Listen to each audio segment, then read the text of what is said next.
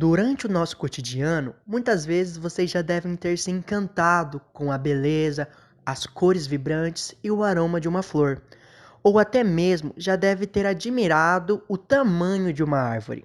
Todavia, não paramos para pensar que tamanhas obras-primas dependem, além de diversos fatores, de uma parte importante que, em muitas delas, fica escondidinha dentro do solo. Nosso grupo vai abordar sobre esse fantástico órgão vegetal, as raízes. Então, venha conosco embarcar nessa aventura.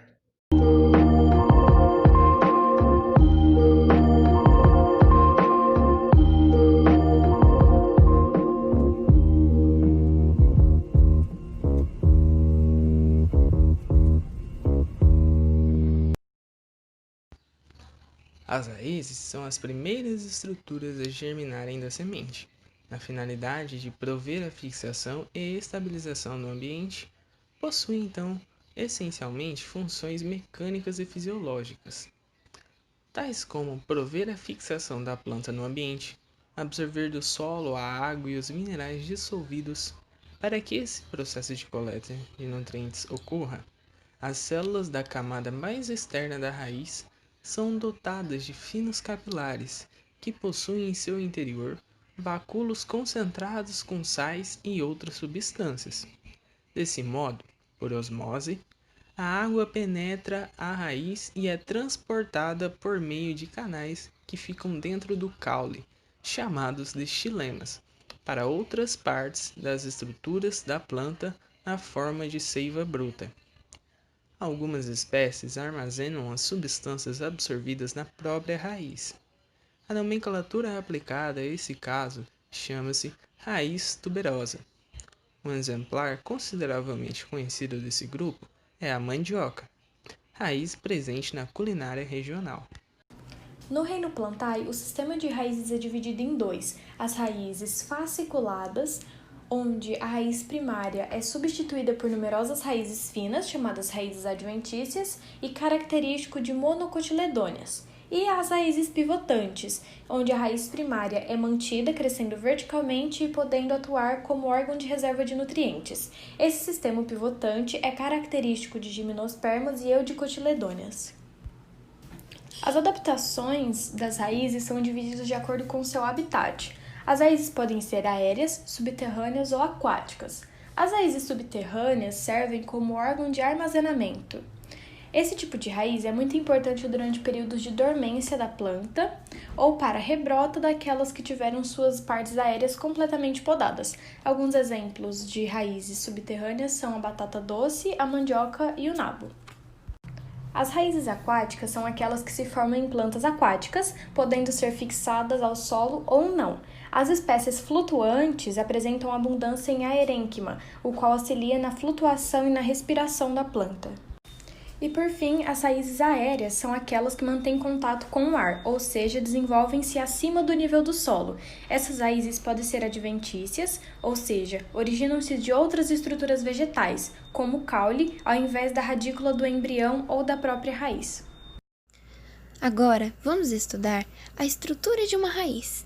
Mas espera lá! Como a gente vai estudar a estrutura de uma raiz, sendo que existem várias plantas, vários formatos diferentes? Bom, é aqui que a biologia entra. Para facilitar a nossa vida, existe um formato chamado estrutura de raiz típica. Bom, esse formato vai representar a maioria das raízes e vai ser um formato muito fácil de identificar as características e as estruturas que vão ter ao longo daquela raiz. Dentro dessa raiz típica, vamos ter zonas. Temos a zona meristemática, que é uma zona de alto crescimento. Nela ocorre mitose. Temos a zona lisa, que é uma zona de alongamento. Zona pilífera. Essa zona tem pelos absorventes. Esses pelos são prolongamentos da raiz. São eles que vão fazer a absorção dos nutrientes e de tudo que a planta necessitar para crescer, dentro daquele ambiente em que a raiz estiver inserida. Temos a zona subernosa. Essa zona tem ramificações e subramificações. Também podemos chamá-la de zona ramificada.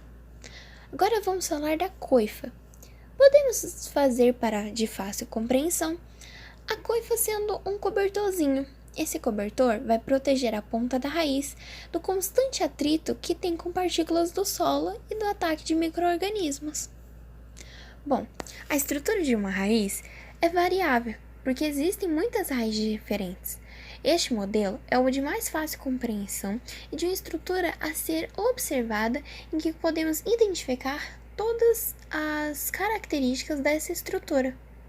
Na imagem apresentada, vocês podem observar. Agora, uma curiosidade. Os fungos possuem algumas relações com outros seres vivos a fim de manter a sua sobrevivência. Eles participam de associações com outros seres.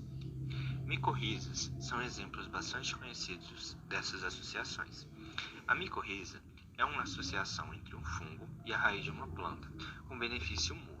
O fungo aumenta a superfície de absorção de água e sais minerais para a raiz da planta e recebe alimento orgânico. Assim, os dois garantem sua sobrevivência. Nesse vídeo, vocês aprenderam sobre as raízes, esse órgão extremamente importante para as plantas. Caso algum conceito não foi bem ou até mesmo não explicado, fique tranquilo que a professora Mariana Polon de Carvalho Caldeira nos ajudará para que nenhum conteúdo fique sem ser ministrado. O grupo de raízes agradece a atenção e que todos tenham um ótimo dia. Just to find a way to you till then. I've been running from it, tired of running from it, scared of feeling something now, stuck and trying to get up out of this hole. I tried to